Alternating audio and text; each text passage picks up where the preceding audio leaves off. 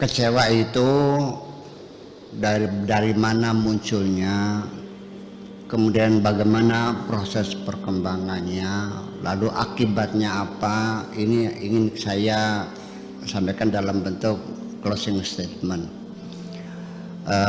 Dari awal sudah saya katakan bahwa kekecewaan itu muncul akibat dari yang terjadi tidak sesuai dengan yang diharapkan. Nah, ini merupakan suatu gejala psikologis ya dari setiap manusia, bisa dilihatnya sebagai hal yang wajar. Ketika dia hidupnya itu wajar, ya tingkat pendidikannya, jiwanya baik, ya mungkin kekecewaan itu bisa menginap sehari dua hari, seminggu dua minggu, ya istri meninggal dunia, saya kira pasti ada rasa kecewa, kan begitu kan? Tetapi setelah 3-4 bulan kan juga lalu terlupakan, ya kan? Dengan kesibukan-kesibukan itu, kalau masih ukurnya seminggu dua minggu masih normal lah, ya. Mobilnya hilang, aduh kecewa lagi, ya sampai seminggu masih kerot-kerot aja kan gitu itu. Tetapi setelah sebulan sudah lupa lagi. Itu berarti masih normal. Ada kekecewaan sampai menimbulkan disorder psikologis, ya, tertekan jiwanya karena kekecewaannya disimpan berlama-lama sampai bertahun-tahun gak hilang-hilang. Istri sudah meninggal 10 tahun yang lalu, masih menitikkan air mata. Betul enggak? Nah, ini yang menjadi gangguan psikologis semacam itu, itirabat nafsiyah, bahasa orang Arabnya gangguan jiwa, sehingga merubah temperamen dia segala macam, akan ngomongnya kasar, marah-marah, itu semuanya menjadi emosinya menjadi kacau balau semuanya itu. Nah, ini yang nggak boleh. Jadi untuk orang yang jiwanya lemah sampai disorder, gangguan jiwa, artinya sampai kesehatannya, temperamennya, perilakunya berubah karena kecewa itu, yang tadinya orangnya baik santun kok jadinya kasar karena kecewa semacam itu yang tidak boleh. Tetapi pada batas sebulan 2 bulan itu masih dianggap wajar lah orang marah. Tetapi kalau sudah tingkatannya itu waliullah, itu ceritanya kan Allah yang menjamin. Yang menjamin itu bukan walinya, bukan, tapi Allah yang menjamin. Inna awliya Allahi la khafun alaihim wa lahum yahzanun. Jadi tadi yang pertama kekecewaan berat yang menimbulkan disorder, gangguan kejiwaan. Yang kedua adalah kekecewaan yang masih bisa dikuasai. Ya sampai sebulan udahlah beli lagi aja mobilnya kan gitu. Nah, tingkatan wali juga makomat juga berbeda kondisinya. Kalau seorang wali itu masih kelasnya muridin atau mubtadiin, masih ada kecewa. Hanya saja kekecewaannya itu secepatnya disadari, segera dihalau. Artinya begitu lihat mobilnya nggak ada, muncul kekecewaan secara alami, tetapi dia segera dapat mengcover, ya kan? Ya sudahlah kalau begitu mah, akhirnya dia sadar, ya udah, ya Allah lapor, saya ikhlas ridho, mobilnya hilang, saya minta ganti yang baru. Ya, nggak kayak Maman, kalau Maman Allah suruh nyari mobilnya. Kalau wali Allah ya kecewa sebentar, beberapa menit ya gitu, ya udahlah, lapor, sudah, aku ikhlas ridho, barangkali rezekiku sampai di situ, ya kontraknya udah selesai, silakan diambil. Nah, itu masih ada kecewaan, ya barang 5 menit, 10 menit mungkin ya, berdebar-debar jantungnya, tapi setelah itu selesai. Yang lebih tinggi lagi, yang sudah kelasnya kelas sairun, ya sairun, ya, yang masih dalam lagi, yang sudah sedang dalam menjalani kebenaran. Kalau saya kan baru sedang akan mulai.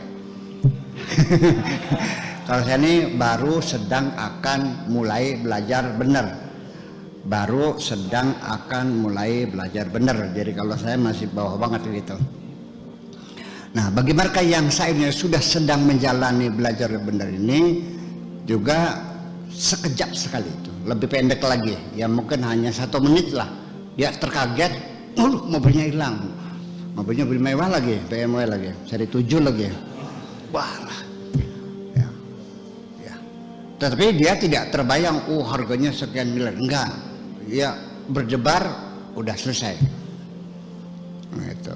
Nah, tetapi kalau yang sudah wasilun, ya, yang sudah nyampe tujuan, sudah influence, ya, ya. Kalau tadi kan masih beginner nih, ya itu sudah sama sekali tidak kecewa. Melihat ada, kok nggak ada. Paling mungkin berketawa dia gitu, sialan lo gitu. Tapi mungkin juga dengan sudah tidak ada rasa sedih sama sekali. Itu seperti itu. Nah, itulah kira-kira kadar kecewa yang sangat berbeda dari orang ke orang semacam itu. Nah, sebabnya kenapa orang kecewa? Nah itu. Sekarang saya mau bertanya kepada Anda semuanya. Ketika mobilnya hilang, kecewa kan? Saya nanya, kenapa kamu kecewa? Sok jawab dulu. Buya, mau hilang, kecewa, kenapa kecewa? Nah, itulah persoalannya. Sebabnya kecewa adalah karena engkau merasa memilikinya. Bisa kita buktikan dengan hukum kebalikan, atau dalam ilmu mantik namanya al-aksul mustawi, hukum kebalikannya. Nah, mobilnya Pak Camat hilang, kamu kecewa enggak? Kenapa tidak kecewa? Kenapa mobilnya kamu hilang kamu kecewa? Jadi kalau begitu kita ambil satu keputusan bahwa sumber kekecewaan itu adalah berawal dari rasa memiliki. Sedangkan para waliullah itu orang yang sudah ikrar 100% bahwa lillahi ma fis samawati wa ma fil ardi, apapun yang ada di langit, apapun yang ada di bumi, ini semuanya milik Allah, termasuk diriku juga adalah milik Allah. Oleh karena dia tidak merasa memiliki, maka apapun yang hilang tidak mungkin kecewa. Betul enggak? Nah, jadi lalu sementara ini seorang wali punya mobil, punya sawah, apa tidak merasa memiliki? Tidak. Semua yang ada di tangan seorang waliullah akan dilihatnya sebagai fasilitas-fasilitas untuk memperlancar tugas. Namanya inventaris. Betul enggak? Inventaris kan kalau sudah selesai jabatannya kan diminta lagi, dikembalikan.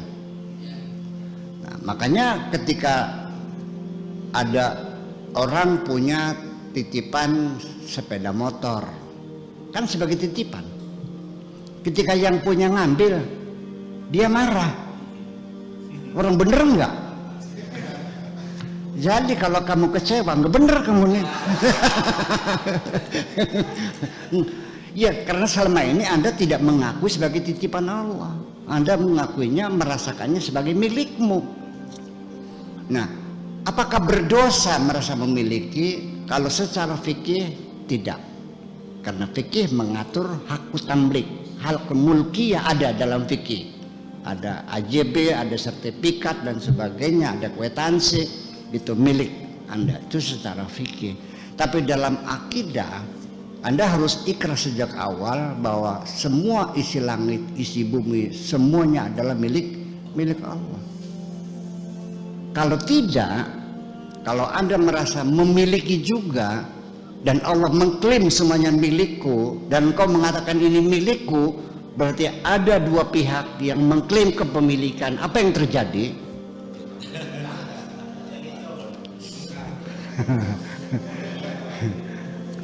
Saya punya sertifikat, Kang Maman punya sertifikat atas sebidang tanah. Anda mengklaim, saya mengklaim. Apa tidak ke pengadilan? Jadi ketika Anda memiliki, sama saja Anda menantang Allah namanya. Ya, berebut kepemilikan. Anda mau bertengkar dengan Allah. Ini kalau kita bicara masalah akidah. Ya, itulah makanya jadi kepemilikan itu semacam itu. Jadi kenapa orang yang sudah diangkat oleh Allah, ditunjuk sebagai waliullah itu tidak punya rasa sedih? Karena mereka sudah tidak punya rasa kepemilikan. Jadi pada akhirnya di dunia ini ada seorang yang sangat bahagia, namanya Bitarmi. Dia nggak pernah sedih kok hidupnya. Saya saksi mata, namanya Bitarmi, tidak pernah bersedih hati. Dia tidak pernah kecewa sawahnya nggak jadi. Sebabnya apa? Nggak punya sawah. Dia nggak pernah sedih ditinggal suami karena dia nggak pernah marah dilawan oleh anak karena nggak punya anak. Dia tidak pernah pingsan rumahnya terbakar. Jadi kalau begitu jangan-jangan orang yang paling bahagia adalah orang yang tidak punya apa-apa. Terima kasih.